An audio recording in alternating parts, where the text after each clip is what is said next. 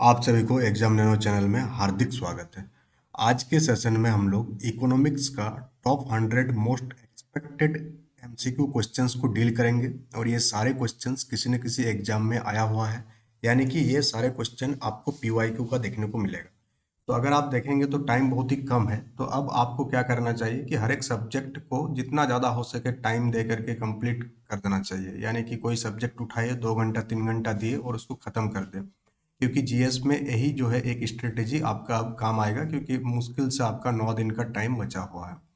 तो पहला क्वेश्चन आपसे यहाँ पूछा जा रहा है कि आरबीआई यानी कि रिजर्व बैंक ऑफ इंडिया को किस वर्ष जो है राष्ट्रीयकरण किया गया, यानी नेशनलाइज्ड किया गया। तो अगर हम लोग बात करें रिजर्व बैंक ऑफ इंडिया का, तो इसकी स्थापना कब हुई थी? 1935। आपको याद होगा गवर्नमेंट ऑफ इंडिया एक्ट 1935 आया था और उसी एक्ट के तहत जो है रिजर्व बैंक ऑफ इंडिया की स्थापना हुई थी। और इसको नेशनलाइज्ड किया गया था 1949। कब किया गया था? 1949। ऑप्शन नंबर सी बिल्कुल यहाँ सही उत्तर हो जाएगा। ये क्वेश्चन आपका एसएससी सीजीएल और आरआरबी एनटीपीसी में पूछा गया था। नेक्स्ट आपसे पूछा जा रहा है कि मिक्स्ड इकोनॉमी का अर्थ क्या होता है, जनरली किस चीज़ को डिनोट करता है। आप देखेंगे तो ये यूपीएससी प्रीलिम्स और एसएससी में पूछा गया है कि मिश्रित अर्थव्यवस्था क्या होता है। थ्योरी वाला नोट्स में आपको जो दिए हैं उसमें आपको बताया कि जो इकोनॉमिक्स है उसको हम लोग 3 कैटेगरी में डिवाइड करते हैं। एक होता है आपका कैपिटलिस्ट इकोनॉमिक, एक होता है आपका सोशलिस्ट होता है, और दूसरा क्या होता है आपका, एक होता है मिक्स्ड इकोनॉमी। तो जहाँ हम लोग कैपिटलिस्ट की बात करते हैं वहाँ पर जो स्वामित्व होता है, यानी कि जो कंपनी का ओनर होता है वो क्या होता है? प्राइवेट होता है। क्या होता है? प्राइवेट ओनरशिप होता है। और अगर हम लोग सोशलिस्ट इकोनॉमी की बात करें तो वहाँ पर कोई भी कंपनी या कोई भी ऑर्गेनाइजेशन का जो ओनरशिप है वो किसके हाथ में रहता है? गवर्नमेंट के हाथ में रहता है। और मिक्स्ड इकोनॉमी क्या होता है? इन दोनों का मिक्स होता है, यानी कि कंपनी, कुछ कंपनी आपको प्राइवेट भी देखने को मिलेगा, कुछ कंपनी आपको गवर्नमेंट भी देखने को मिलेगा। जैसे प्राइवेट में अगर आप देखेंगे तो जियो आपका प्राइवेट टेलीकॉम कंपनी है, वहीं गवर्नमेंट का देखेंगे आप तो बीएसएनएल आपका गवर्नमेंट का कंपनी है। तो इस टाइप की इकोनॉमी को हम लोग कहते हैं मिश्रित अर्थव्यवस्था, यानी कि मिक्स्ड इकोनॉमी।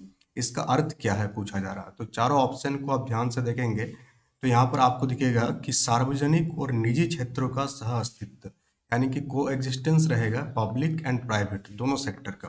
तो यहाँ पर ऑप्शन नंबर बी यहाँ बिल्कुल आपको सही उत्तर हो जाएगा। तो सेशन अच्छा लग रहा होगा तो सेशन को लाइक कीजिएगा, चैनल में नए हैं तो चैनल को सब्सक्राइब कर लीजिएगा, और अगर आप केवीएस एनवीएस स्पेशल नोट्स चाहते हैं तो आप एग्जाम नैनो एप्लीकेशन को गूगल प्ले स्टोर से डाउनलोड कर सकते हैं। नेक्स्ट पूछा जा रहा आईएमएफ से रिलेटेड क्वेश्चन है कि अंतर्राष्ट्रीय मुद्रा कोष में भारत सरकार का प्रतिनिधित्व कौन करता है। हम लोग जानते हैं कि इंटरनेशनल मॉनेटरी फंड जो है ये क्या करता है? ये आपका लोन प्रोवाइड करता है। तो यहाँ पर हम देखेंगे तो गवर्नमेंट ऑफ इंडिया, भारत सरकार का प्रतिनिधित्व किसके द्वारा किया जाता है? तो आईएमएफ में भारत सरकार का जो प्रतिनिधित्व है वो किया जाता है फाइनेंस मिनिस्टर यानी कि वित्त मंत्री के द्वारा। ऑप्शन नंबर सी बिल्कुल यहाँ आपका सही उत्तर होगा। नेक्स्ट पूछा जा रहा है कि भारत में हरित क्रांति जो है किन फसलों में सबसे अधिक सफल रही। हम लोग जानते हैं कि भारत में हरित क्रांति के जनक कौन रहे हैं? तो एम एस स्वामीनाथन। क्या हो जाएगा? एम एस स्वामीनाथन, जिनको हाल ही में क्या दिया गया आपका, भारत रत्न पुरस्कार दिया गया मरणोपरांत। तो आप याद रखिएगा कि एम एस स्वामीनाथन को कौन सा अवार्ड दिया गया है? भारत रत्न का अवार्ड दिया गया है। ठीक है, मरणोपरांत दिया गया है। और यहाँ पर आपसे पूछा जा रहा है कि किन फसल में सबसे ज्यादा सक्सेसफुल रहा, क्या आपका ग्रीन रेवोल्यूशन, तो हरित क्रांति जो सबसे ज्यादा सफल रहा वो किस फसल में रहा, ये आपसे पूछा जा रहा। तो ये रहा आपका चावल और गेहूं में। ऑप्शन नंबर ए यहाँ पर आपका बिल्कुल सही उत्तर हो जाएगा। नेक्स्ट पूछा जा रहा है कि भारत में जो जीएसटी है, गुड्स एंड सर्विस टैक्स जो है, इसको इंट्रोड्यूस किया गया किस संविधान संशोधन को लागू कर, किस संविधान संशोधन करके, यानी कौन सा संविधान, कितनवा नंबर का संविधान संशोधन है जिसके तहत जीएसटी को भारत में लागू किया गया। तो आपको याद रखना है कि जीएसटी को जो है भारत में 2017 में लागू किया गया था। और कौन सा संविधान संशोधन था? तो 101 नंबर का संविधान संशोधन। याद रह जाएगा एक बार अगर आप सुन लिए 101, क्योंकि ये काफी बढ़िया नंबर है 101, तो वहां से आपको याद रहेगा जीएसटी जो लागू किया गया था 2017 में इसको लागू किया गया था। क्लियर हो गया क्वेश्चन नंबर 5। ने move to the question number 6। और क्वेश्चन नंबर 6 आपसे पूछा जा रहा है यहाँ पर कि कौन सा वक्र जो है, कौन सा कर्व जो है मुद्रास्फीति और बेरोजगारी के बीच विपरीत संबंध दर्शाता है। यानी कि मुद्रास्फीति बोले तो हम लोग इन्फ्लेशन और अनएम्प्लॉयमेंट के बीच इनवर्स रिलेशनशिप जो है किस कर्व के द्वारा शो किया जाता है। तो ये कौन सा कर्व हो जाएगा? Phillips curve. फिलिप्स कर्व जो है इन दोनों के बीच जो है आपका इनवर्स रिलेशनशिप शो करता है। Move to the question number 7, और क्वेश्चन नंबर 7 पूछा जा रहा है कि who is the chairman of NITI Aayog. तो प्लानिंग कमीशन को एबॉलिश करके नीति आयोग बनाया गया, ठीक है। और पूछा जा रहा है कि नीति आयोग का अध्यक्ष कौन होता है। तो नीति आयोग का जो अध्यक्ष होता है, चेयरमैन होता है, वो कौन होता है? आपका प्राइम मिनिस्टर। कौन हो जाएगा? Prime minister. Option number B बिल्कुल सही उत्तर होगा। Move to the next question. Next पूछा जा रहा है कि भारतीय संविधान में जो 5 ईयर प्लान का कॉन्सेप्ट है, जो कि अभी 5 ईयर प्लान नहीं चलता है, बट पहले जो 5 ईयर प्लान चलता था आपका, इसकी जो कॉन्सेप्ट है किस देश से ली गई थी। तो आपको याद रहना चाहिए कि 5 ईयर प्लान का जो कॉन्सेप्ट है ये यूएसएसआर से लिया गया था। किससे लिया गया था? रसिया यूएसएसआर से लिया गया था। ऑप्शन नंबर सी यहाँ बिल्कुल सही उत्तर हो जाएगा। नेक्स्ट पूछा जा रहा है कि नाबार्ड का फुल फॉर्म क्या है। तो नाबार्ड का फुल फॉर्म की अगर हम लोग बात करें तो क्या है ये? तो नाबार्ड का फुल फॉर्म आपका हो जाएगा national bank for agriculture and rural development, यानी कि कृषि और ग्रामीण क्षेत्र का एक राष्ट्रीय बैंक, हम लोग हिंदी में कह सकते हैं इसको। तो national bank for agriculture and rural development, ये फुल फॉर्म हो जाएगा किसका? नाबार्ड का। टोटल 100 क्वेश्चन आज के सेशन में आपको देखने को मिलेगा जो कि इकोनॉमिक्स से है, और इसको अगर आप करके जाते हैं तो आपका इकोनॉमिक्स जो है आपका कंप्लीट रिवीजन हो जाएगा, वो भी टॉप लेवल का क्वेश्चंस के साथ। आप बहुत सारे क्वेश्चन आप देखे होंगे किताबों में, बट छाट कर क्वेश्चन निकालना एक क्या होता है, कला होता है, और उसमें टाइम लगता है। इसलिए आप देखे भी होंगे कि डेली 1 या 2 ही सेशन हम ले पाते हैं due to the quality content. अगर क्वालिटी कंटेंट आपको नहीं देंगे तो फिर कोई मतलब नहीं होता सेशन कंडक्ट कराने का। तो इस मेहनत को जो है आप क्या करने के लिए और ज़्यादा कराने के लिए आप क्या करेंगे, सेशन को लाइक कीजिएगा ताकि ज़्यादा से ज़्यादा लोगों तक इसका रीच पहुंचे। यूट्यूब क्या है कि यूट्यूब ये नहीं देखता है कि आपका कंटेंट कितना अच्छा है कितना बुरा है, यूट्यूब ये देखता है कि लाइक कितना है। अगर वीडियो में लाइक ज़्यादा होगा तो क्या होगा, वो वीडियो को यूट्यूब प्रमोट करता है और ज़्यादा से ज़्यादा लोगों तक पहुँचाता है। इसलिए बार बार लाइक करने के लिए बोलते, उसके अलावा और कोई दूसरा कारण नहीं है। बहुत कोई का ये कमेंट था कि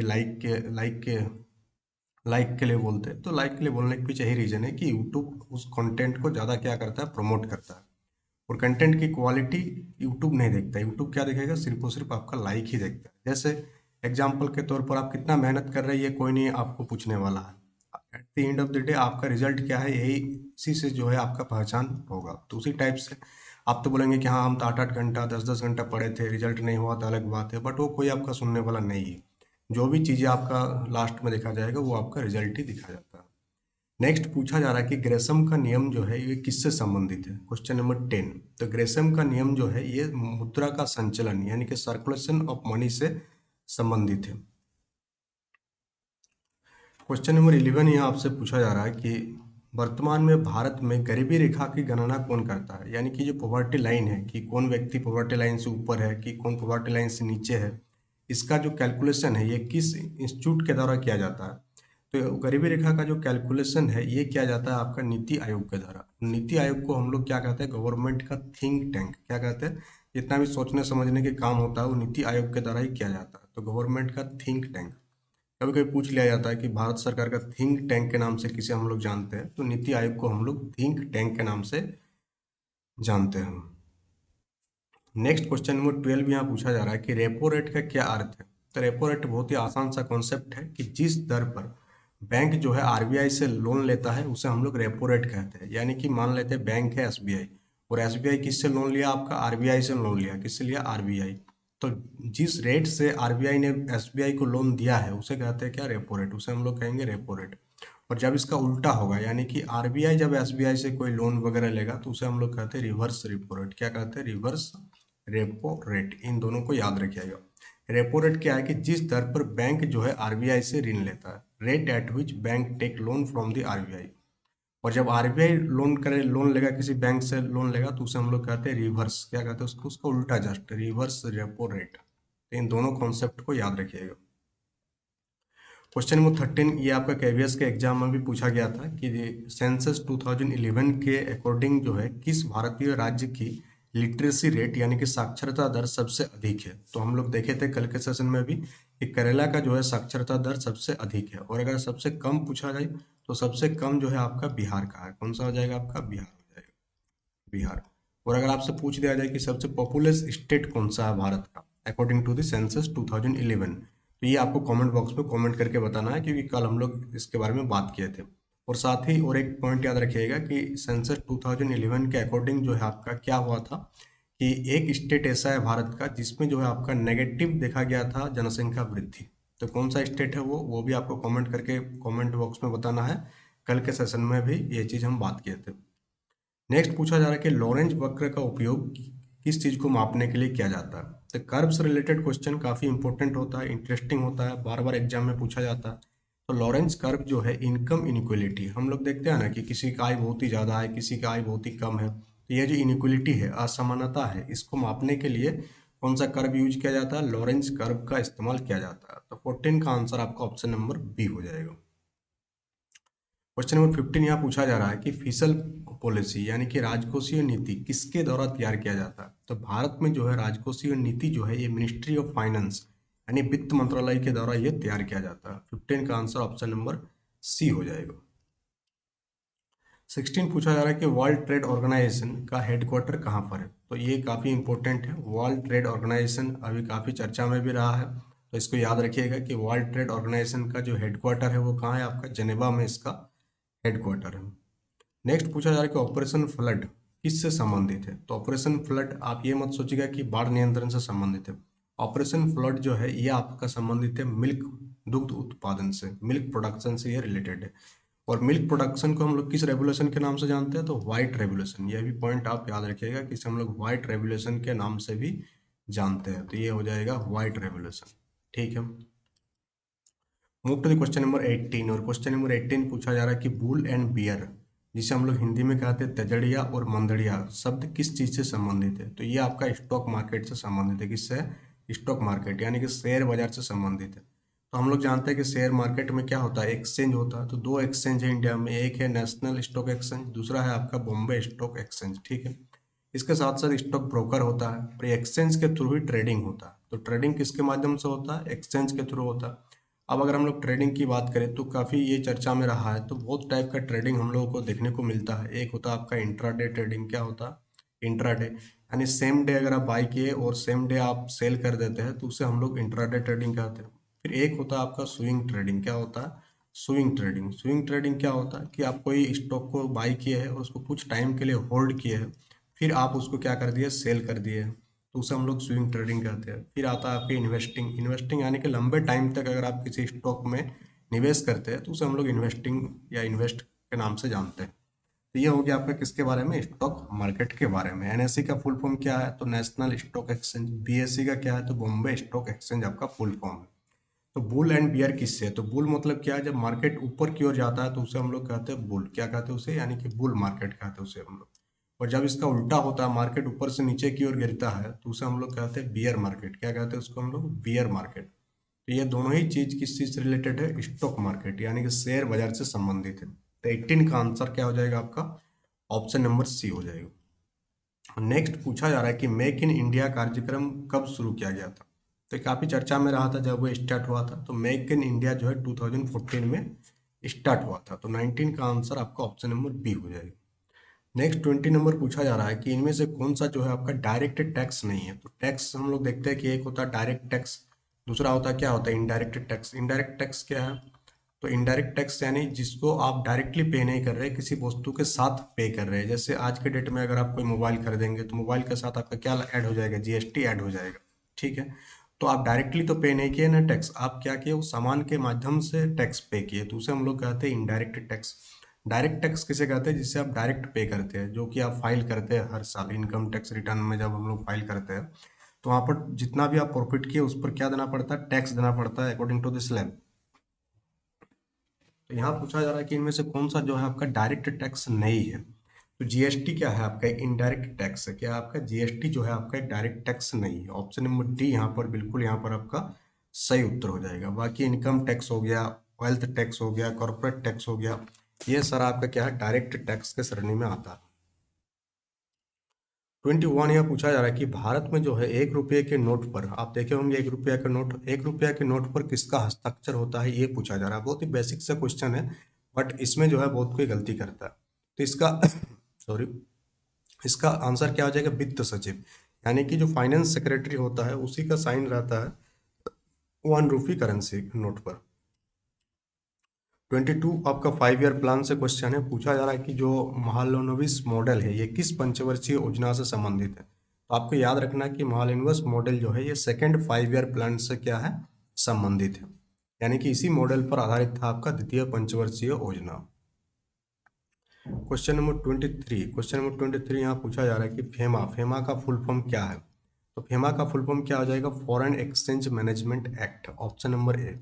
फेमा का फुल फॉर्म आपको याद रखना है, foreign exchange management act. Let's move to the question number 24।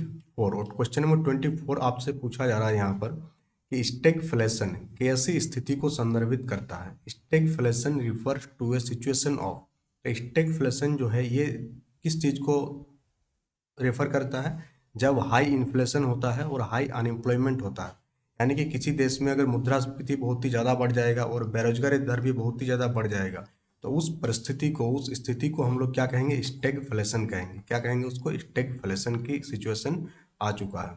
यानी कि एक टाइप से रिसेशन भी आएगा और क्या आएगा, इन्फ्लेशन भी आएगा। इसको हम लोग क्या कह सकते हैं कि रिसेशन, रिसेशन और इन्फ्लेशन का जोड़ को हम लोग कह सकते हैं कि स्टैगफ्लेशन। क्या है, स्टैगफ्लेशन है।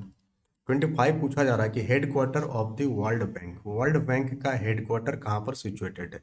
तो वर्ल्ड बैंक का जो हेडक्वार्टर है ये आपका सिचुएटेड है वाशिंगटन डीसी, जो कि आपका अमेरिका में है। ऑप्शन नंबर बी यहाँ बिल्कुल आपका सही उत्तर हो जाएगा। नेक्स्ट क्वेश्चन नंबर 26 पूछा जा रहा है कि फसलों के लिए जो मिनिमम सपोर्ट प्राइस है, यानी कि न्यूनतम समर्थन मूल्य है, ये किसकी की सिफारिश कौन सी संस्था करती है। यानी किस संस्था के द्वारा जो है एमएसपी को रेकमेंड किया जाता है। तो कौन सी संस्था के द्वारा एमएसपी को रेकमेंड किया जाता है, तो इसको किया जाता है सीएसीपी के द्वारा। किसके द्वारा, CACP, commission for agriculture cost and prices. Next है कि ओपन, खुले बाजार की क्रियाएं किसका उपकरण है। Open market operation is a tool of, तो ओपन मार्केट ऑपरेशन जो है एक क्या है, मॉनेटरी पॉलिसी का टूल है, मौद्रिक नीति का एक उपकरण है। ऑप्शन नंबर बी यहाँ बिल्कुल आपका सही उत्तर होगा। नेक्स्ट है the Hindu rate of growth किस वृद्धि दर को संदर्भित करता है। Hindu rate of growth refers to the growth rate of, तो हिंदू रेट ऑफ ग्रोथ जो है ये किस चीज को डिनोट करता है, तो ये आपको डिनोट करता है नेशनल इनकम या जीडीपी को। ऑप्शन नंबर सी आपका बिल्कुल यहाँ पर सही उत्तर हो जाएगा। क्वेश्चन नंबर 29 पूछा जा रहा है कि नीति आयोग की स्थापना कब किया गया था। तो नीति आयोग की स्थापना जो है 1 जनवरी 2015 को किया गया था। कितना, कब किया गया था, 1 जनवरी 2015 को। प्लानिंग कमीशन की जगह, प्लानिंग कमीशन को हटा करके। और प्लानिंग कमीशन कब लाया गया था, 1950 में लाया गया था। Which is the oldest stock exchange in Asia, तो एशिया का सबसे पुराना स्टॉक एक्सचेंज कौन सा है। तो बॉम्बे स्टॉक एक्सचेंज जो है ये आपका एशिया का सबसे पुराना स्टॉक एक्सचेंज है। नेक्स्ट है कि लेसेज फेयर शब्द किस आर्थिक प्रणाली से जुड़ा हुआ है। लेसेज फेयर एक सिस्टम होता है, इकोनॉमिक सिस्टम होता है, जिसमें किसी कंपनी अगर लेसेज फेयर का मैनेजमेंट अपनाएगी, मैनेजमेंट का भी एक रूल है लेसेज फेयर मैनेजमेंट। उसमें क्या होता है कि जो इम्प्लॉय होता है उसको छोड़ दिया जाता है अपने मन से काम करने के लिए, और देखा गया है कि उस केस में वह बेहतर काम करके देता है। तो ये किस चीज़ को शो करता है, लेसेज फेयर सिस्टम जो है ये आपका कैपिटलिस्ट इकोनॉमी, पूंजीवादी अर्थव्यवस्था का जो है एक आर्थिक प्रणाली है। नेक्स्ट आपका बहुत ही आसान सा क्वेश्चन कि अर्थशास्त्र का जनक यानी कि फादर ऑफ इकोनॉमिक्स किसे कहा जाता है। तो हम लोग जानते हैं कि एडम स्मिथ को हम लोग फादर ऑफ इकोनॉमिक्स के नाम से जानते हैं। और उन्होंने कौन सा किताब लिखा था, वेल्थ ऑफ नेशन। कौन सा किताब, वेल्थ ऑफ नेशन। ठीक है। क्वेश्चन नंबर 32 का आंसर आपका ऑप्शन नंबर सी हो जाएगा। नेक्स्ट क्वेश्चन नंबर 33 पूछा जा रहा है यहाँ पर कि संसद के दोनों सत्रों के बीच अधिकतम कितना अंतराल जो है वो परमिटेड है। यानी दो सेशन के बीच कितना अंतराल होना चाहिए, उससे ज़्यादा नहीं होना चाहिए। एक सेशन या एक दो सेशन, तो उन दोनों के बीच जो है गैप होना चाहिए कितना महीने का, 6 महीने का ही गैप होना चाहिए, उससे ज़्यादा का गैप नहीं होना चाहिए। तो आंसर जो हो जाएगा इसका ऑप्शन नंबर सी हो जाएगा। नेक्स्ट आपका कि नीली क्रांति किस चीज से संबंधित है। तो ब्लू रेवोल्यूशन जो है ये आपका किससे संबंधित है, ब्लू यानी कि पानी। इनमें से पानी में कौन सा जीव का उत्पत्ति होता है, तो फिश का। तो फिश प्रोडक्शन, मछली उत्पादन से संबंधित है आपका क्या, ब्लू रेवोल्यूशन। तो ऑप्शन नंबर बी 34 का बी इसका सही उत्तर हो जाएगा। 35 पूछा जा रहा है आपसे कि विशेष आहरण अधिकार, special drawing right is created by. तो स्पेशल ड्राइंग राइट जो है ये आपका क्रिएट किया गया था आपका आईएमएफ के द्वारा, इंटरनेशनल मॉनेटरी फंड के द्वारा। और इसको हम लोग पेपर गोल्ड के भी नाम से जानते हैं। स्पेशल ड्राइंग राइट को हम लोग किस नाम से जानते हैं? पेपर गोल्ड के नाम से भी जानते हैं। तो 35 का आंसर आपका ऑप्शन नंबर बी हो जाएगा। Let's move to the question number 36। तो 36 पूछा जा रहा है कि कौन सा टैक्स जो है सेंट्रल गवर्नमेंट द्वारा लगाया जाता है लेकिन स्टेट गवर्नमेंट द्वारा उसको वसूला जाता है और उसको नियमित किया जाता है। तो कौन सा tax? Stamp duty, economic tax, income tax, corporate tax या कस्टम ड्यूटी? तो स्टाम्प ड्यूटी। स्टाम्प ड्यूटी जो है ये लगाया जाता है किसके द्वारा? सेंट्रल गवर्नमेंट के द्वारा। बट इसको कलेक्ट और इसको रेगुलेट करना किसका काम है? स्टेट का काम है। इसका आंसर क्या हो जाएगा आपका? Stamp duty. 37 यहाँ पूछा जा रहा है कि फिलिप्स कर्व जो है suggest that there is a trade off between. Phillips वक्र सुझाव देता है कि इन दोनों के बीच क्या है? एक ट्रेड ऑफ है। किस चीज के बीच? तो मुद्रास्फीति और बेरोजगारी के बीच, इन्फ्लेशन एंड अनएम्प्लॉयमेंट के बीच। तो 37 का जो आंसर होगा ऑप्शन नंबर बी हो जाएगा। क्वेश्चन नंबर 38 पूछा जा रहा है कि प्रधानमंत्री जनधन योजना इसके स्टार्ट कब हुआ था? तो ये 2014 अगस्त महीना में इसको स्टार्ट किया गया था। आई थिंक 15 अगस्त में घोषणा किया गया था प्रधानमंत्री जन धन योजना। ठीक है, ऑप्शन नंबर बी इसका बिल्कुल सही उत्तर हो जाएगा। 39 यहाँ पर पूछा जा रहा है आपसे कि मुद्रा के अवमूल्यन, जिसे हम लोग डिवैल्यूएशन कहते हैं इंग्लिश में, तो डिवैल्यूएशन ऑफ करेंसी जनरली किस चीज को उत्पन्न करता है? अगर डिवैल्यूएशन होगा करेंसी का तो क्या होगा? तो क्या हो जाएगा आपका? Promotion of export. निर्यात को हम लोग क्या कर सकते हैं? बढ़ा सकते हैं। एक्सपोर्ट सस्ता हो जाएगा फॉरेनर के लिए। फॉरेनर के लिए क्या हो जाएगा? एक्सपोर्ट सस्ता हो जाएगा अगर डिवैल्यूएशन हो जाएगा, मुद्रा का अवमूल्यन हो जाएगा। नेक्स्ट है कि भारत में सबसे बड़ा नियोक्ता यानी कि लार्जेस्ट एम्प्लॉयर कौन है जो कि रोजगार प्रोवाइड करता है? तो हम लोग जानते हैं कि जो आपका प्राइमरी सेक्टर है यानी कि जो एग्रीकल्चरल सेक्टर है, ये सबसे बड़ा आपका नियोक्ता है, क्योंकि भारत की मैक्सिमम जनसंख्या इसी काम पर लगा हुआ। किस चीज पर? एग्रीकल्चर सेक्टर पर। बट एक चीज आपको ध्यान रखना है, भले ही ये सबसे ज्यादा रोजगार देता है बट जीडीपी प्रोडक्शन सबसे कम इससे होता है। सबसे कम जीडीपी जो है आता है वो किससे आता है? आपका यही वाला सेक्टर से आता है, प्राइमरी या एग्रीकल्चर सेक्टर। और सबसे हाई जीडीपी जो कलेक्ट होता है वो टर्सरी या सर्विस सेक्टर से आपका हाई जीडीपी कलेक्ट होता है। ऐसा क्यों होता है? क्योंकि इसमें हम लोग क्या देखते हैं कि एग्रीकल्चर सेक्टर में जहाँ जो काम 2 आदमी कर सकता है उस काम में 10 आदमी लगा हुआ रहता है। तो 8 आदमी वहाँ पर क्या बेकार में लगा हुआ है, तो वो काउंट तो होगा ही नहीं ना जीडीपी में। जीडीपी में जो ओरिजिनल काउंटिंग होगा तो 2 ही आदमी का काम काउंट होगा। तो बट अगर टर्सरी सेक्टर की अगर हम लोग बात करें तो एक आदमी, हर एक आदमी का काउंट होता है। तो इसलिए सबसे बड़ा योगदान जो है आपका जीडीपी में वो टर्सरी सेक्टर का है और सबसे कम आपका प्राइमरी सेक्टर का है। बट सबसे ज़्यादा एम्प्लॉयमेंट जो देता है वो कौन सा सेक्टर देता है? प्राइमरी सेक्टर प्रोवाइड करता है। नेक्स्ट पूछा जा रहा है कि भारतीय संविधान का कौन सा आर्टिकल जो है आपका फाइनेंस कमीशन का प्रावधान है? Which article of the Indian constitution provide for a finance commission? Finance commission किस आर्टिकल के तहत बनाया गया?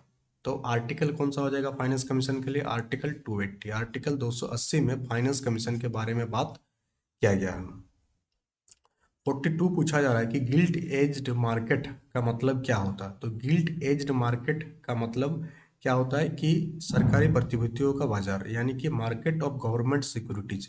आप देखते हैं कि गवर्नमेंट टाइम टू टाइम अलग अलग सिक्योरिटीज रिलीज करता है, सोवरेजियन गोल्ड बॉन्ड हो गया और भी बहुत सारा सिक्योरिटीज रिलीज करता है।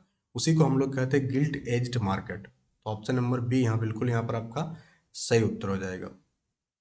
और इसमें क्या होता है कि लो रिस्क होता है। जैसे अगर स्टॉक मार्केट में आप पैसा इन्वेस्ट करेंगे तो उसमें हाई रिस्क होता है, बट अगर गवर्नमेंट बॉन्ड में, गवर्नमेंट सिक्योरिटीज में करेंगे तो वहाँ पर रिस्क लो होगा बट और रियलाबिलिटी क्या होगा? हाई होगा। बट स्टॉक मार्केट में क्या होता है आपका? रियलाबिलिटी बहुत ही कम होता है और रिस्क क्या होता है आपका? हाई होता है। तो दोनों एक दूसरे के अपोजिट हो जाता है। रिटर्न की बात अलग है। नेक्स्ट 43 आपसे यहाँ पूछा जा रहा है। 43 में पूछा जा रहा है कि मानव विकास सूचकांक यानी कि ह्यूमन डेवलपमेंट इंडेक्स किसके द्वारा डेवलप किया गया? तो ये ह्यूमन डेवलपमेंट इंडेक्स जो है ये आपका महबूल हक और अमर्त्य सेन के द्वारा डेवलप किया गया। दोनों को ही नोबेल प्राइज मिला हुआ है। आई थिंक अमर्त्य सेन को मिला हुआ है। महबूब हक के बारे में मुझे डाउट है, आप चेक कर लीजिएगा। ये बांग्लादेश का इकोनॉमिस्ट है और अमर्त्य सेन जो है ये आपका भारत का अर्थशास्त्री है। नेक्स्ट अगर हम लोग बात करें कि भारत में वित्तीय वर्ष कब से आरंभ होता है? Financial year. भले अभी 2026 आपका पहुंच गया बट अभी भी फाइनेंशियल ईयर कौन सा चल रहा है आपका? 2025-26 ही चल रहा है। फिर जैसे ही आपका 1 अप्रैल स्टार्ट होगा, कौन सा तारीख स्टार्ट होगा? 1 अप्रैल। तो 1 अप्रैल से आपका नया फाइनेंशियल ईयर स्टार्ट होगा। भले ईयर नया है बट फाइनेंशियल ईयर या अभी तक पुराना ही है। तो 1 अप्रैल से कौन सा फाइनेंशियल ईयर स्टार्ट होगा? 2026-27। कौन सा हो जाएगा आपका? 2026-27। तो भारत में जो है आपका फाइनेंशियल ईयर स्टार्ट होता है 1 अप्रैल से लेकर के 31 मार्च तक चलता है ये। नेक्स्ट पूछा जा रहा है कि भारत के प्रथम chairman, first chairman of planning commission of India. तो प्लानिंग कमीशन ऑफ इंडिया की जो स्थापना हुई थी, इस्टेब्लिशमेंट हुई थी, वो 1950 में हुआ था, ठीक है। और इसका पहला चेयरमैन का नाम आपसे पूछा जा रहा है। तो पहला चेयरमैन कौन थे? पंडित जवाहरलाल नेहरू इसके पहले चेयरमैन थे। तो 45 का आंसर आपका ऑप्शन नंबर बी हो जाएगा। नेक्स्ट यहाँ आपसे पूछा जा रहा है कि which Indian state has the highest per capita income. भारतीय राज्य की प्रति व्यक्ति आय सबसे अधिक है, किस राज्य की है? तो प्रति व्यक्ति आय जो है सबसे ज्यादा किसका है? गोवा का है। ऑप्शन नंबर बी बिल्कुल यहाँ पर आपका सही उत्तर हो जाएगा। क्वेश्चन नंबर 47 यहाँ आपसे पूछा जा रहा है कि ऑपरेशन ग्रीन्स ये किस चीज से रिलेटेड है? तो ऑपरेशन ग्रीन जो है ये आपका रिलेटेड है टमाटो, ऑनियन एंड पोटैटो, जिसे हम लोग टॉप कहते हैं, टमाटो, ऑनियन एंड पोटैटो के उत्पादन से। ऑपरेशन ग्रीन्स, इस चीज को याद रखिएगा। 48 यहाँ आपसे पूछा जा रहा है कि किसी कंपनी के शुद्ध लाभ पर लगने वाले टैक्स को क्या कहा जाता है? तो मान लेते हैं कोई कंपनी है, कोई भी कंपनी एबीसी कोई कंपनी है, और उसको नेट प्रॉफिट मतलब जो उसको कॉस्ट वगैरह छोड़ छाड़ के जो लास्ट प्रॉफिट हुआ, तो नेट प्रॉफिट मान लेते हैं कि 5 लाख का उसको नेट प्रॉफिट है, तो 5 लाख पर क्या लगेगा? उसको टैक्स लगेगा। तो उस टैक्स को हम लोग किस नाम से जानते हैं, ये आपसे पूछा जा रहा है। तो उसको हम लोग कहते हैं कॉरपोरेशन टैक्स। क्या कहते हैं? निगम कर। ऑप्शन नंबर बी बिल्कुल यहाँ सही उत्तर हो जाएगा। नेक्स्ट आपसे पूछा जा रहा है कि सेबी, तो सेबी का फुल फॉर्म आपको याद रखना है, security exchange board of India. तो भारत में स्टॉक मार्केट को रेगुलेट कौन करता है? तो सेबी के द्वारा रेगुलेट किया जाता है, stock securities exchange board of India, ठीक है। और इसकी जो स्थापना है, इसकी स्थापना किया गया था 1988 में। अब पूछा जा रहा है कि इसको कब स्टेचुटरी स्टेटस यानी कि वैधानिक दर्जा किस वर्ष दिया गया? तो इसको स्टेचुटरी का स्टेटस जो दिया गया वो 1992 में दिया गया, यानी कि स्थापना के लगभग लगभग 4 साल के बाद। नेक्स्ट पूछा जा रहा है कि भारत में गरीबी रेखा की अवधारणा, पॉवर्टी लाइन की कॉन्सेप्ट सबसे पहले किसने दिया था? तो पॉवर्टी लाइन का जो कॉन्सेप्ट है ये दिया गया था दादा भाई नौरोजी के द्वारा। ऑप्शन नंबर ए बिल्कुल सही उत्तर हो जाएगा। और दादा भाई नौरोजी के द्वारा ही एक बहुत ही फेमस किताब लिखा गया था। किताब का नाम क्या है? Poverty and un British rule in India. Poverty and un British rule in India. तो ये किताब लिखा गया था दादा भाई नौरोजी के द्वारा, और उसने ही सबसे पहली बार पॉवर्टी लाइन यानी गरीबी रेखा की कॉन्सेप्ट दिया था। तो 100 में से टोटल 50 क्वेश्चन आपको करा दिया गया, और फिर हम लोग आगे देखेंगे। टोटल 100 क्वेश्चन आपको एक ही सेशन में कंप्लीट कर लेना है, सो दैट आपको बार बार इकोनॉमिक्स के लिए दिमाग लगाना ना पड़े। और इसके बाद आप किस टॉपिक पर एमसीक्यू चाहते हैं या पीओआईक्यू चाहते हैं, कमेंट बॉक्स में कमेंट करके लिखिएगा, उसको भी प्रोवाइड करा दिया जाएगा। और जैसे कि हम बताए थे कि एग्जाम से पहले लगभग लगभग आपको जो है क्वेश्चन करा दिया जाएगा 1000 से ज़्यादा, तो वो लगभग करा चुके हैं और 9 दिन बाकी है। तो इन 9 दिन में भी आपको लगभग लगभग क्वेश्चन कंप्लीट हो जाएगा। नेक्स्ट है कि कौन सी पंचवर्षीय योजना अपने पूरा होने से 1 वर्ष पहले ही स्थगित कर दिया गया था? तो किस 5 ईयर प्लान को सस्पेंड कर दिया गया था उसके कंप्लीट होने के 1 साल पहले, 1 ईयर बिफोर? तो कौन सा प्लान को टर्मिनेट कर दिया गया था? तो हम लोग जानते हैं कि फिफ्थ प्लान जो था 1978 में जनता गवर्नमेंट सरकार में आई थी, और उसने क्या किया था? 5 ईयर प्लान को एबोलिश कर दिया था। तो ये आपको याद रखना, फिफ्थ प्लान को जो है उसके कंप्लीट होने के 1 साल पहले टर्मिनेट कर दिया गया था। नेक्स्ट है कि आपका स्मार्ट मनी शब्द का प्रयोग, smart money is term used for किस चीज के लिए? तो क्रेडिट कार्ड को जो है स्मार्ट मनी के रूप में आपका टर्म किया जाता है। 53 पूछा जा रहा है कि भारत के विदेशी मुद्रा का भंडार का संरक्षण कास्टोडियन कौन है? तो who is the कास्टोडियन of India's foreign exchange reserve? तो अभी अभी हम लोग देखे करंट में कि जो फॉरेन एक्सचेंज जो है इंडिया का, फॉरेक्स रिजर्व, इंडिया का कौन सा रिजर्व? Forex reserve. तो इंडिया का जो फॉरेक्स रिजर्व है वो पहली बार कितना पार कर गया है? $7 बिलियन, आई थिंक $700 बिलियन। कितना? $700 बिलियन पार कर चुका है, बिलियन डॉलर पार कर चुका है, ये आंकड़ा को छू लिया है पहली बार भारत में फॉरेक्स रिजर्व। तो इसका कस्टोडियन कौन यानी कि इसका संरक्षक कौन है पूछा जा रहा। तो और कोई नहीं, सीधा सीधा सा आंसर है कि रिजर्व बैंक ऑफ इंडिया इसका संरक्षक होगा। नेक्स्ट है कि अंत्योदय अन्न योजना का मुख्य उद्देश्य क्या है? मेन ऑब्जेक्टिव ऑफ अंत्योदय अन्न योजना। तो इसका मेन ऑब्जेक्टिव आपका क्या हो जाएगा कि गरीबों में सबसे गरीब की मदद करना। तो अंत्योदय कार्ड किसका बनता है? जो गरीबों में भी सबसे ज़्यादा गरीब होता है उसी का अंत्योदय कार्ड बनता है, तो वही आंसर हो जाएगा। 55 यहाँ पूछा जा रहा है कि बैंकिंग शब्दावली में एनपीए का अर्थ क्या है। एनपीए मतलब होता है नॉन परफॉर्मिंग एसेट, यानी कि ऐसा कोई एसेट जो परफॉर्म नहीं कर रहा है। जैसे आप ही के घर में बहुत सारा लोहा वगैरह पड़ा हुआ होगा जिसका कोई काम नहीं है, तो वो क्या बन जाएगा, आपका नॉन परफॉर्मिंग एसेट हो जाएगा, यानी जो परफॉर्म नहीं कर रहा, सिंपल सा। नेक्स्ट आपका हो जाएगा कि तेंदुलकर समिति का गठन किस चीज को मापने के लिए किया गया था। तो तेंदुलकर कमेटी का जो गठन किया गया था, इसका गठन किया गया था गरीबी को मापने के लिए। किसको मापने के लिए, गरीबी को। तो आपको याद रखना है तेंदुलकर समिति किससे रिलेटेड है, गरीबी, पॉवर्टी से रिलेटेड है आपका। 57 यहाँ पूछा जा रहा है कि किस उद्योग को आपका सनराइज इंडस्ट्री, यानी कि जग उगता हुआ इंडस्ट्री कहा जाता है। तो आईटी इंडस्ट्री को, इंफॉर्मेशन टेक्नोलॉजी को हम लोग किस इंडस्ट्री के नाम से जानते हैं, सनराइज इंडस्ट्री के नाम से जानते हैं। 58 यहाँ पूछा जा रहा है कि भारत में स्थापित पहला बैंक कौन सा था। कौन सा बैंक जो है भारत में पहली बार स्थापित किया गया था। तो भारत में पहला बैंक आपका बना था 1770 में।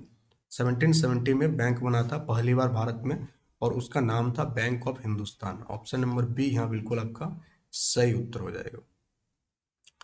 नेक्स्ट है कि घाटे की वित्तीय व्यवस्था यानी डेफिसिट फाइनेंसिंग का अर्थ है कि सरकार किससे धन उधार लेती है। Deficit financing means the government borrows money from. Deficit financing कब कहा जाएगा, जब गवर्नमेंट किससे लोन लेगा, जब गवर्नमेंट आरबीआई से लोन लेगा। किससे लोन लेगा, रिजर्व बैंक ऑफ इंडिया से। नेक्स्ट है कि कौन सा भारतीय राज्य कॉफी का सबसे बड़ा उत्पादन है। तो कॉफी का सबसे बड़ा जो उत्पादक है वो कौन हो जाएगा, कर्नाटक जो है आपका कॉफी का सबसे बड़ा उत्पादक हो जाएगा। नेक्स्ट है भारत में हरित क्रांति का जनक किसे कहा जाता है। तो एम एस स्वामीनाथन को जो है भारत में हरित क्रांति के जनक कहा जाता है। वही अगर हम नॉर्मन बोरलॉग की बात करें तो ग्लोबली जो है आपका ग्रीन रेवोल्यूशन का जनक किसे माना जाता है, नॉर्मन बोरलॉग को माना जाता है। बट भारत में किसको माना जाता है, एम एस स्वामीनाथन, जिनको जो है मरणोपरांत क्या मिला है, भारत रत्न का सम्मान दिया गया है। 62 पूछा जा रहा है कि भारत की केंद्र सरकार के लिए राजस्व का मुख्य स्रोत क्या है। What is the main source of revenue for the central government of India. तो सेंट्रल गवर्नमेंट को रेवेन्यू कहाँ से सबसे ज्यादा मिलता है, यानी मेन सोर्स क्या है रेवेन्यू का, अलग अलग सोर्स है, बट मेन सोर्स क्या है, वो आपका जीएसटी है। क्या है, गुड्स एंड सर्विस टैक्स जो है मेन है। नेक्स्ट यहाँ पूछा जा रहा है कि नाबार्ड की जो स्थापना हुई थी वो किस समिति की सिफारिश पर की गई थी। काफी इंपॉर्टेंट है, बहुत सारे एग्जाम में पूछा गया है, RBI grade B, SSC, IBPS. तो नाबार्ड की जो स्थापना हुई थी, इसकी स्थापना हुई थी आपका शिवरमन कमेटी के सिफारिश पर। तो ऑप्शन नंबर ए बिल्कुल यहाँ पर आपका सही उत्तर हो जाएगा। क्या हो जाएगा, जस्ट मिनट, पेन काम करना बंद कर दिया है। शिवरमन कमेटी, तो ऑप्शन नंबर ए बिल्कुल आपका सही उत्तर हो जाएगा।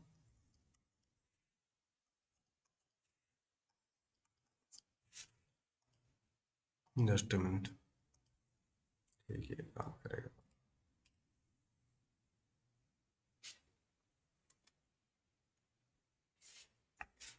64 आपसे यहाँ क्या पूछा जा रहा है, 64 अगर ध्यान से देखेंगे आप तो पूछा जा रहा है कि भारत में उपभोक्ता संरक्षण अधिनियम, कौन सा, भारत में उपभोक्ता संरक्षण अधिनियम, कंज्यूमर प्रोटेक्शन एक्ट, पहली बार किस वर्ष लागू किया गया था। तो कंज्यूमर प्रोटेक्शन एक्ट जो है ये पहली बार लागू किया गया था 1986 में। ऑप्शन नंबर बी बिल्कुल यहाँ पर आपका सही उत्तर हो जाएगा। नेक्स्ट पूछा जा रहा है कि निम्नलिखित में से किसे हम लोग प्लास्टिक मनी के रूप में मान्यता है। प्लास्टिक मनी किसे कहा जाता है। तो प्लास्टिक मनी जो कहा जाता है, क्रेडिट कार्ड को जो है प्लास्टिक मनी कहा जाता है। 65 का आंसर ऑप्शन नंबर बी हो जाएगा। नेक्स्ट है आपका गोल्डन रेवोल्यूशन, ये किस चीज से संबंधित है। तो गोल्डन रेवोल्यूशन जो है ये आपका संबंधित है किस चीज से, तो ये बागवानी और शहद, हॉर्टिकल्चर एंड हनी से संबंधित है। ऑप्शन नंबर बी यहाँ बिल्कुल यहाँ पर सही उत्तर हो जाएगा। नेक्स्ट है कि जीएसटी काउंसिल के अध्यक्ष के रूप में कौन कार्य करता है। तो जीएसटी काउंसिल का जो चेयरमैन होता है वो कौन कार्य करता है, किस रूप में, अध्यक्ष के रूप में।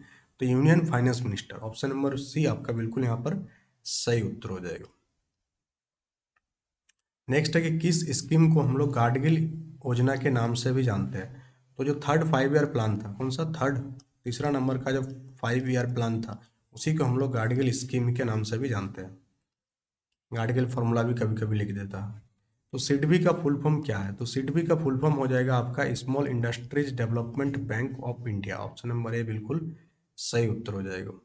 70 का यहाँ पर आपसे पूछा जा रहा है कि मनरेगा का फुल फॉर्म क्या है। तो मनरेगा का फुल फॉर्म क्या हो जाएगा, Mahatma Gandhi national rural employment guarantee act. Option number A, जिसका नाम हाल ही में जो है आपका मोदी गवर्नमेंट के द्वारा चेंज कर दिया गया मनरेगा। और इसे लागू कब किया गया था मनरेगा को? 2005 में। कब लागू हुआ था ये? 2005 में ये आया था। नेक्स्ट पूछा जा रहा है कि बंद अर्थव्यवस्था किस प्रकार की अर्थव्यवस्था? तो बंद अर्थव्यवस्था हम लोग किसे कहते हैं? जहां पर एक्सपोर्ट और इंपोर्ट नहीं होगा तो उसे हम लोग क्लोज्ड इकोनॉमी कहते हैं। जैसे हम लोगों का इकोनॉमी कैसा? ओपन इकोनॉमी है। कोई भी हम लोग मार्केट क्या होता है इसमें, हम लोग एक्सपोर्ट भी करते हैं और इंपोर्ट भी करते हैं। बट ऐसा इकोनॉमी जहाँ पर ना तो एक्सपोर्ट होगा ना ही इंपोर्ट होगा तो उसे हम लोग कहेंगे क्लोज्ड इकोनॉमी। तो 71 का आंसर आपका ऑप्शन नंबर सी हो जाएगा। नेक्स्ट पूछा जा रहा है कि वेल्थ ऑफ नेशन ये एक पुस्तक किसके द्वारा लिखा गया है? तो एडम स्मिथ, जिसे हम लोग फादर ऑफ इकोनॉमिक्स के नाम से जानते हैं, उसने जो है आपका किताब लिखा था जिसका नाम है वेल्थ ऑफ नेशन। नेक्स्ट पूछा जा रहा है कि 1955 में इंपीरियल बैंक ऑफ इंडिया का नाम बदलकर कौन सा बैंक कर दिया गया? तो इंपीरियल बैंक ऑफ इंडिया का ही नाम बदलकर क्या कर दिया गया है? SBI, state bank of India. Next है कि किस क्षेत्र को सेवा क्षेत्र यानी कि सर्विस सेक्टर के नाम से जानते हैं? तो टर्सरी सेक्टर यानी कि तृतीय क्षेत्र को हम लोग सेवा क्षेत्र के नाम से जानते हैं।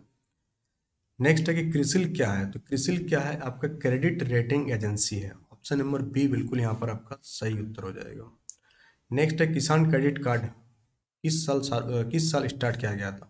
तो केसीसी जो है ये आपका 1998 टू 1999 के टाइमलाइन में स्टार्ट किया गया था किसान क्रेडिट कार्ड।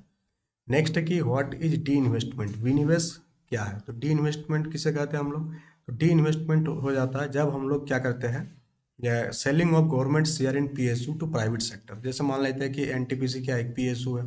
अब एनटीपीसी में किसका शेयर ज़्यादा है? सबसे ज़्यादा एनटीपीसी यानी नेचुरल थर्मल पावर कॉर्पोरेशन। तो गवर्नमेंट का शेयर होता है, बट गवर्नमेंट क्या करेगा, इसका कुछ शेयर को बेच के प्राइवेट कंपनी को बेच देगा।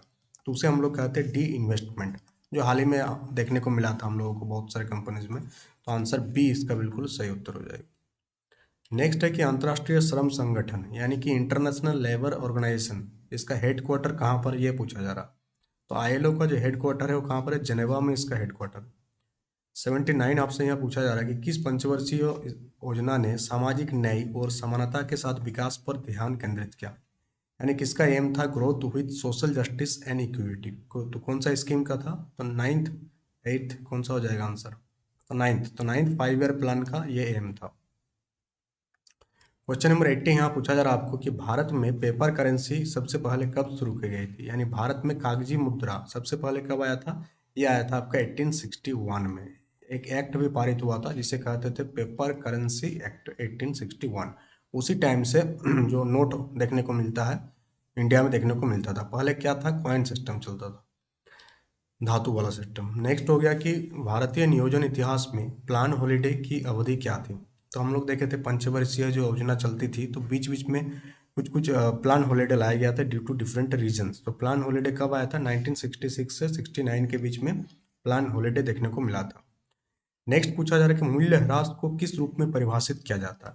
तो मूल्यह्रास को जो है परिभाषित किया जाता है, किस रूप में परिभाषित किया जाता है ये पूछा जा रहा है मूल्यह्रास। तो loss of equipment over time due to wear and tear. तो जैसे आप कोई चीज़ खरीदेंगे, कोई लैपटॉप ही आप खरीदेंगे, तो आज मान लेते हैं कि लैपटॉप का दाम 50,000 है। तो 2 साल बाद क्या लगता है कि उस लैपटॉप का दाम 50,000 रहेगा? नहीं रहेगा, कम हो जाएगा दाम। दाम कम क्यों हो जाएगा? क्योंकि उसका बैटरी का पावर कम हो जाएगा, स्क्रीन का पावर कम हो जाएगा, उसका जो पार्ट्स है वो क्या हो जाएगा? खराब होने लगेगा। तो उसी को हम लोग कहते हैं मूल्यह्रास। तो ऑप्शन नंबर बी बिल्कुल यहाँ सही उत्तर होगा। नेक्स्ट 83 पूछा जा रहा है कि भारत में श्वेत क्रांति का जनक किसे कहा जाता है? Father of white revolution. तो भारत में श्वेत क्रांति का जो जनक कहा जाता है वर्गीज कुरियन को। किसको कहा जाता है? वर्गीज कुरियन। और ये जो व्हाइट रेवोल्यूशन ये किससे रिलेटेड है? मिल्क प्रोडक्शन से, दूध उत्पादन से। ये दोनों पॉइंट आपको याद रखना है। स्वामीनाथन को हम लोग किस नाम से जानते हैं? ग्रीन रेवोल्यूशन के फादर के नाम से जानते हैं। अमर्त्य सेन जो है ये एचडीआई का कॉन्सेप्ट दिया था। Next the World Bank is also known as. World Bank को हम लोग और किस नाम से जानते हैं? वर्ल्ड बैंक का दूसरा नाम है आईबीआरडी। आईबीआरडी का फुल फॉर्म क्या हो जाएगा?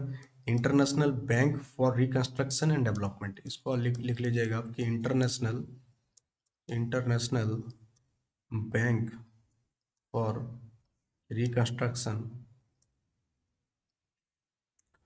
Reconstruction reconstruction and development. तो ये आपका वर्ल्ड बैंक का दूसरा नाम है। ठीक है। Let's move to the question number 85। Question number 85 पूछा जा रहा है कि नरेगा किस वर्ष पारित किया गया था। अभी बताए थे 2005, अभी हाल ही में इसको क्या कर दिया गया, इसका नाम को चेंज कर दिया गया। नेक्स्ट है कि भारतीय रिजर्व बैंक के पहले भारतीय governor, first Indian governor of the reserve bank of India, first पूछा जा रहा है। तो आरबीआई का पहला इंडियन गवर्नर का नाम है C D Deshmukh. Option number B बिल्कुल यहाँ पर आपका सही उत्तर हो जाएगा। नेक्स्ट है कि आपका सीजनल अनएम्प्लॉयमेंट सबसे ज़्यादा किस सेक्टर में देखने को मिलता है। तो जो आपका कृषि वाला क्षेत्र है वहाँ पर सीजनल मौसमी बेरोजगारी सबसे ज़्यादा देखने को मिलती है। क्यों? क्योंकि भारतीय कृषि जो है ये आपका किस पर डिपेंड है, सीजन पर डिपेंड है। बारिश होगा तो खेती होगा, नहीं तो नहीं होगा। भारत में जीएसटी कब लागू किया गया था? तो जीएसटी क्या है आपका, 2 पॉइंट याद रखना। जीएसटी आपका इनडायरेक्ट टैक्स है। साथ ही साथ जीएसटी जो है लागू करने के लिए भारतीय संविधान में कौन सा संशोधन किया गया था? 101 नंबर का कॉन्स्टिट्यूशनल अमेंडमेंट एक्ट लाया गया था। और इसको लागू कब किया गया था? 2017 में लागू किया गया था। किस तारीख को लागू किया गया था? तो 1 जुलाई 2017 को इसको लागू किया गया था। नेक्स्ट है कि कौन सा क्रांति प्याज और झींगा उत्पादन से संबंधित है? तो प्याज और झींगा उत्पादन से जो क्रांति संबंधित है वो हो जाएगा आपका पिंक रेवोल्यूशन, गुलाबी क्रांति। तो प्याज का कलर कैसा होता है? गुलाबी होता है। उससे भी आप क्या रख सकते हैं, इसको याद रख सकते हैं। नेक्स्ट है कि एनएनपी क्या होता है? एनएनपी यानी कि नेट नेशनल प्रोडक्ट, ये किसके बराबर होता है? तो ये फॉर्मूला आपको याद रखना है कि एनएनपी जो होता है वो ग्रॉस नेशनल प्रोडक्ट में जब हम लोग डेप्रिसिएशन को घटाते हैं तो हम लोगों को क्या प्राप्त होता है? एनएनपी प्राप्त होता है। तो एनएनपी इक्वल टू होता है जीएनपी माइनस डेप्रिसिएशन। और डेप्रिसिएशन क्या होता है? मूल्यह्रास होता है। नेक्स्ट है कि अमर्त्य सेन को इकोनॉमिक्स में नोबेल पुरस्कार किस वर्ष मिला था? तो अमर्त्य सेन को जो है आपका 1998, कब? 1998 में नोबेल पुरस्कार मिला था। 92 पूछा जा रहा है कि एस ई जेड का पूर्ण फुल फॉर्म क्या है? तो एस ई जेड का फुल फॉर्म क्या है? Special economic zone. Option number C. 93 यहाँ पूछा जा रहा है कि भारत में राष्ट्रीय आय का पहला साइंटिफिक एस्टिमेशन किसने किया था? किसके द्वारा लगाया गया? तो राष्ट्रीय आय का पहला जो किया गया था वो वीके आरवी राव के द्वारा किया गया था। नेक्स्ट है कि रीजनल रूरल बैंक यानी कि क्षेत्रीय ग्रामीण बैंकों की स्थापना किस वर्ष किया गया था? तो क्षेत्रीय ग्रामीण बैंक का स्थापना किया गया था 1975। और कब किया गया था? 2 अक्टूबर, 2 अक्टूबर गांधी जी के जन्मदिन के दिन। नेक्स्ट है निफ्टी किस स्टॉक एक्सचेंज से संबंधित है? तो निफ्टी जो है नेशनल स्टॉक एक्सचेंज से संबंधित है, यानी कि ऑप्शन नंबर बी बिल्कुल यहाँ पर आपका सही उत्तर हो जाएगा। नेक्स्ट पूछा जा रहा है कि सर्वोदय योजना का मसौदा किसने तैयार किया था? तो जयप्रकाश नारायण जो है 1950 में जो है आपका सर्वोदय प्लान लेकर आया था। ठीक है, कल वाला नोट्स में ये सारा चीज ऐड है कि कौन सा प्लान कौन दिया था, कब दिया था, सारा चीज आपको बताया गया उसमें। 97 पूछा जा रहा है कि भारत में विद्युत ऊर्जा का मेन सोर्स क्या है? मेजर सोर्स क्या है इलेक्ट्रिकल एनर्जी का इंडिया में? तो थर्मल पावर, यानी कि जो coal based electric power plant होता है उसे हम लोग थर्मल पावर प्लांट के नाम से जानते हैं। जो पानी से चलता है उसे हम लोग जल विद्युत कहते हैं। नेक्स्ट आपका मुद्रा बैंक किसकी सहायता के लिए या किसकी मदद के लिए शुरू किया गया था? तो इसको स्टार्ट किया गया था जो स्मॉल बिजनेस और इंटरप्रेन्योर है उसको स्टार्ट करने के लिए। बैंक नहीं होगा, स्कीम होगा। मुद्रा स्कीम जो है उसी के लिए स्टार्ट किया गया। नेक्स्ट है कि गन्ने के लिए उचित और लाभकारी मूल्य एफआरपी। एफआरपी का फुल फॉर्म क्या है? Fair and remunerative price. किसने ये रेकमेंड किया था गन्ना के लिए? तो किसने ये रेकमेंड किया था? तो सीसीई है। कौन सा आंसर हो जाएगा? ऑप्शन नंबर बी, सॉरी इसका सीएसईपी होगा। क्या आंसर हो जाएगा? सीएसईपी इसको अप्रूव किया था। नेक्स्ट है कि जनगणना के अनुसार जनसंख्या की गणना प्रत्येक कितने साल बाद किया जाता था? हर 10 साल बाद किया जाता है, बट कोरोना के कारण 2021 में नहीं हो पाया। तो टोटल हम लोग 100 क्वेश्चन डिस्कस किए जो कि आपके इकोनॉमिक्स से रिलेटेड था और टॉप लेवल के सारे क्वेश्चंस था, किसी न किसी एग्जाम में पूछा गया था। तो अब आपको बता दें कि अगर आप नोट्स एक्सेस करना चाहते हैं दोनों ही का, केवीएस का या एनवीएस का, दो की टायर 1 का आपका एग्जाम होने वाला है, तो उसमें आपको जो नोट्स प्रोवाइड किया जा रहा है 3 टॉपिक को यहाँ कवर कराया जा रहा है। एक आपका जनरल अवेयरनेस का सेक्शन यानी कि स्टैटिक वाला पार्ट। दूसरा अगर हम लोग बात करें तो दूसरा आपका करंट अफेयर्स। तीसरा अगर हम लोग बात करें तो तीसरा क्या हो जाएगा आपका कंप्यूटर अवेयरनेस। तो इन 3 चीज़ों को नोट्स आपको प्रोवाइड कराया जा रहा है। तो अगर आप इन तीनों टाइप के नोट्स को एक्सेस करना चाहते हैं तो उसके लिए आप एग्जाम नैनो एप्लीकेशन को कहाँ से डाउनलोड करेंगे? गूगल प्ले स्टोर से। और चैनल में नए हैं तो चैनल को लाइक, वीडियो को लाइक कीजिएगा और चैनल को सब्सक्राइब कर लीजिएगा। और ये है आपका नोट्स के बारे में डिस्क्रिप्शन। तो that's all for today. Thank you for attending the session.